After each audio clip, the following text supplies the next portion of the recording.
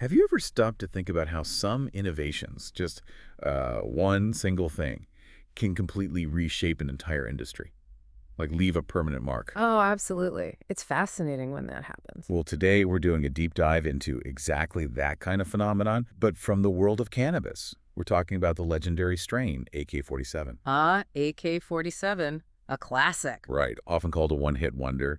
And its journey, I mean, from sort of underground Amsterdam grows to becoming this global name, it's quite a story.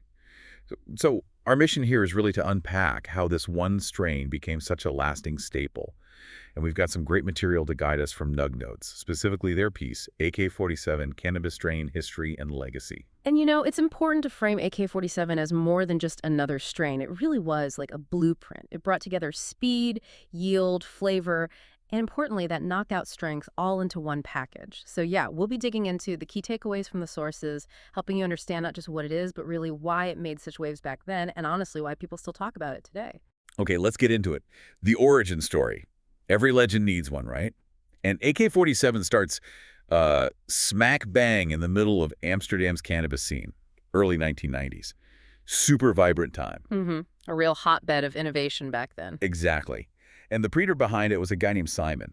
His path is pretty interesting, too. He'd worked at Sensa Seeds, which is, huge. That giant in the seed world, yeah. Then a brief stint with Cerebral Seeds. But apparently it was his early work on AK-47, the potential he saw in it, that really pushed him to go out on his own and found Serious Seeds in '95. So the strain itself kind of launched his company? Pretty much. It shows how pivotal this one creation was right from the start. It wasn't just about the plant, it changed his whole career path. Yeah, and what's really fascinating, I think, is how deliberate its creation was. This wasn't just, some happy accident someone found in their garden. Right, not just luck. No, it was meticulously designed, like genetic engineering almost. Simon specifically aimed to combine these amazing landrace sativas, Colombian Mexican Thai, known for their heady effects, but often long flowering times. Yeah, those can take ages. Exactly. And he blended those with a potent Afghan indica, which brought in density, resin, and crucially, a faster finishing time. This whole combo, maybe we'd call it four-way firepower. I like that. It had a very clear goal: create a sativa-dominant hybrid that could finish fast indoors and still pack a serious punch. And it worked. Oh, absolutely. That finish time, 8 to 9 weeks, so like 53 to 63 days, that wasn't just good for the time. It was kind of revolutionary. Revolutionary how? Faster is better, but... Well, think about it.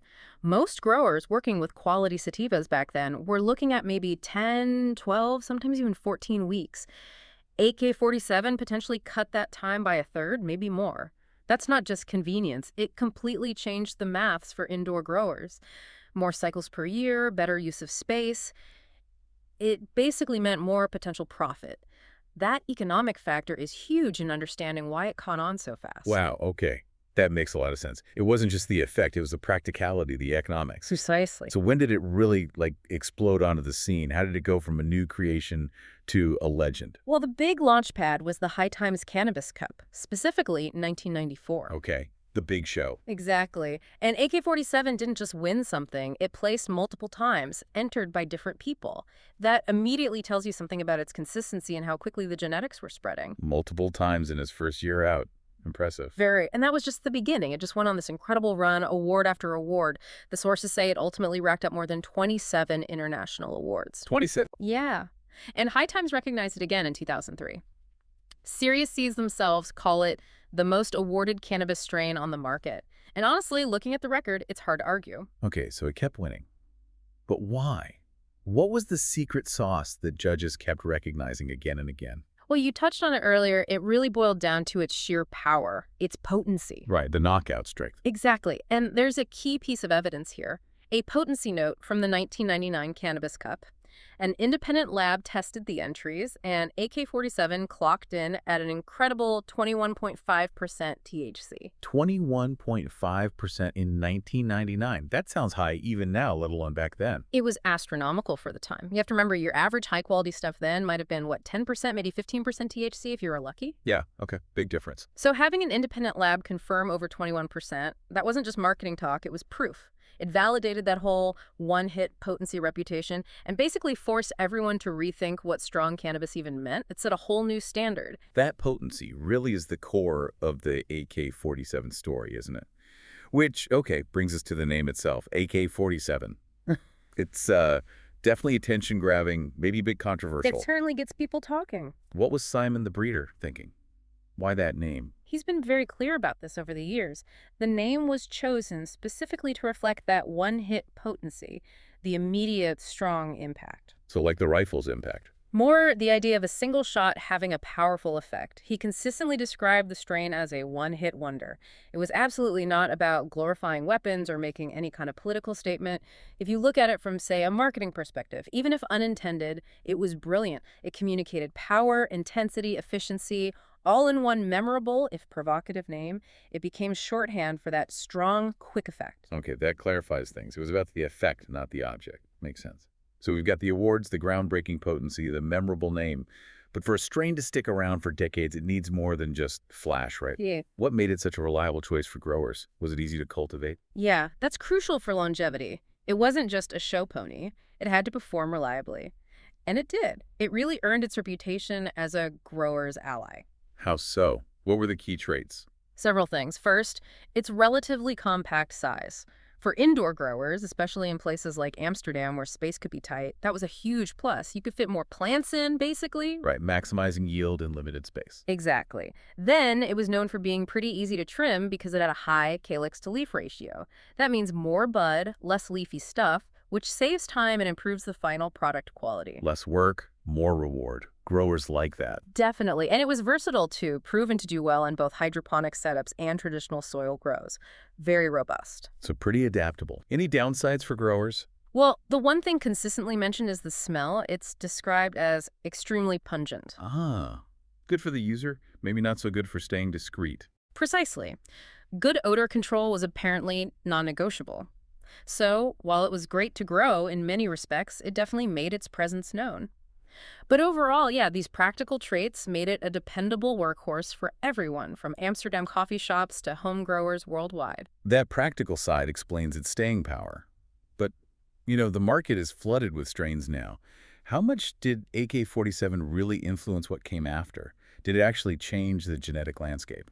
That's a really important question, and the answer seems to be yes, significantly. It wasn't just popular, it became a true genetic cornerstone. A cornerstone. How? Well, look at its offspring and the different versions or phenos that popped up. One famous example is White Russian, that's a direct cross between AK-47 and another legend, White Widow. Okay, so direct descendant. Right, and you also see popular variations like Cherry AK playing on the original genetics, but it goes way beyond that. The sources mention its worldwide spread was massive.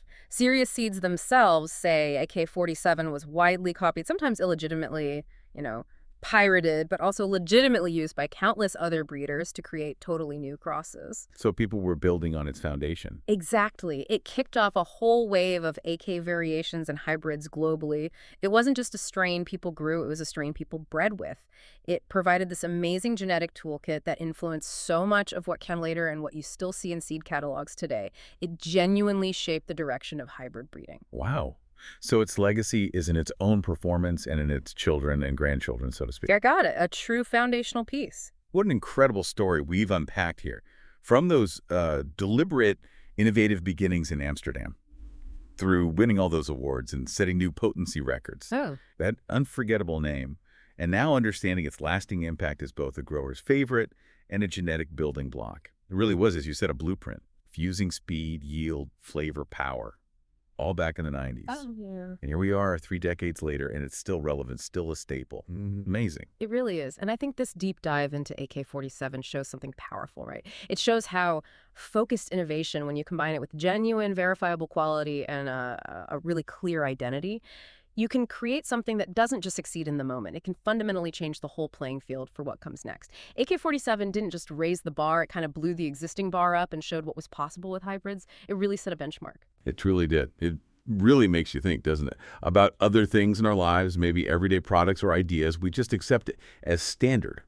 You have to wonder how many of them have a hidden history like this, some groundbreaking origin, some one-hit wonder that fundamentally shaped what we see today.